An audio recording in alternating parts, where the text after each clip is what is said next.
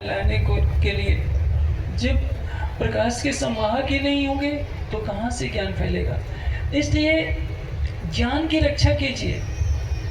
सत्यम ज्ञानम अनंतम ब्रह्म। जब ज्ञान का प्रकाश आएगा तो मनुष्य समझेगा कि धर्म का स्वरूप क्या है। अन्यथा सोमनाथ के मंदिर के थंबे सोने से मढ़े हुए थे, न जाने कितनी देवदासियां नृत्य करती थी। वहाँ कोई विद्वान एक भी नहीं था।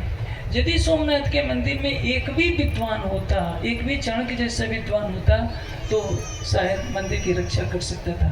तो राष्ट्र चलता है ज्ञान से चलता है, स्वर्ण जड़ित महलों से नहीं चलता। इस देश में कभी धन की कमी नहीं रही, लेकिन भारतीय कितने गरीब होते गए। क्यों? शिक्षा से दूर होते गए। शिक्षा गई तो मनुष्य का विकास रुक जाता है। सर्वांगीण विकास किससे होगा? गुरुकुल परंपरा से होगा। वर्तमान में जो भी आधुनिक शिक्षा मिल रही है वो तो लॉर्ड मैकाले की पद्धति है, और उस पद्धति में शरीर से, रूप रंग से कोई व्यक्ति भारतीय होता है, मानसिकता उसकी बिल्कुल पाश्चात्य होती है। वो अपनी संस्कृति को घृणा के दृष्टि से देखता है। तो हमारा कर्तव्य है कि सारे संसार के लिए हमें तारतम्यवादी को फैलाने का उत्तरदायित्व दिया है। राज्य ने हमारे ऊपर एक बहुत बड़ा उत्तरदायित्व है कि हम ब्रह्मवाणी को कितना फैलाते हैं। हमारा धर्म किस में निहित है? मैंने कहा धर्म और संप्रदाय में अंतर होता है। किसी मान्यता को संप्रदाय कह देते हैं, लेकिन जो शाश्वत धर्म है, वेद की व्याख्या, जो वेद स्पष्ट रूप से व्याख्या नहीं कर पा रहे हैं कि परमात्मा कौन है, कहाँ है, कैसा है, उस जिस वेद को पढ़ने के बाद भी विद्वानों के संशय नहीं जाते परमात्मा के धाम स्वरूप और लीला के बारे में, उसकी विस्तृत विवेचना तारतम्यवाणी में है, जिसको सुसंवेद कहते हैं। लेकिन जैसे कहा वेदो अखिलो धर्म मूलम, तो हमारे लिए धर्म का मूल कहाँ है? तारतम्यवाणी में। लेकिन तारतम्यवाणी के ज्ञान का प्रकाश नहीं होगा तो क्या होगा? समाज को शिक्षा से दूर कर देना, ये सबसे बड़ी भूल हुई है। वाणी में कहा है कि अस तुम्हारा मेरा दिल है इताई गुरुवरा। हम अपने हृदय को धाम बनाए। परमात्मा ने सभी प्राणियों के हृदय में अखंड मंदिर पहले ही बना रखा है। शरीर मरता है, लेकिन उसके हृदय में जो अंतःकरण में मंदिर है, वो तो जब तक महाप्रलय नहीं होता है तब तक उसका हृदय हमेशा मंदिर ही बना रहेगा। अब आवश्यकता है उस हृदय रूपी मंदिर में ज्ञान प्रेम की धारा को बहाने की। तो उसकी पहली भूमिका बनती है गुरुकुल परंपरा। और गुरुकुल परंपरा के लिए जब तक नहीं रहेगी तब तक समाज में विद्वानों का निर्माण नहीं होगा, ज्ञान का प्रकाश नहीं फैलेगा।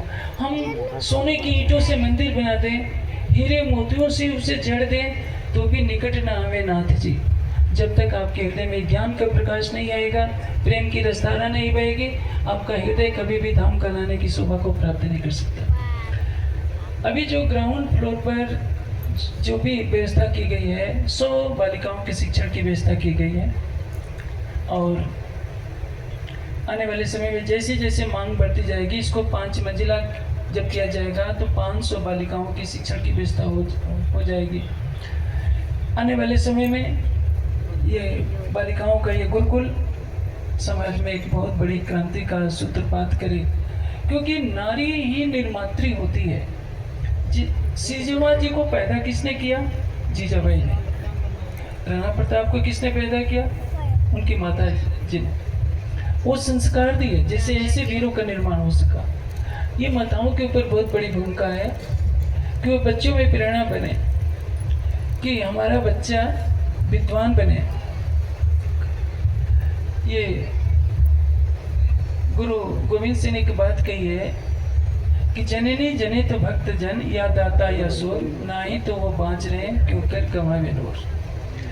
लेकिन मैं कई बार इस बात को दोहरा चुका हूँ। ज्ञानपीठ में 250 के लगभग बच्चे आए, और उसमें 50% बच्चे गए तो उनकी माताओं और बहनों के मौके कारण गए। माताओं ने ही भगाया, माताओं ने बुला लिया चुपके से कि बच्चे आ जाओ, तुम्हारी बहू लाने का टाइम हो गया है, तो मेरे धन कमाने का समय है। जब पंजाब में मुगलों का आतंक था तो वहाँ की हर माता ने अपना एक एक बेटा, जिसके 2 बेटे थे, एक एक बेटा कहा कि सिख बनो, तलवार उठाओ, तभी तुम्हारा धर्म बचेगा।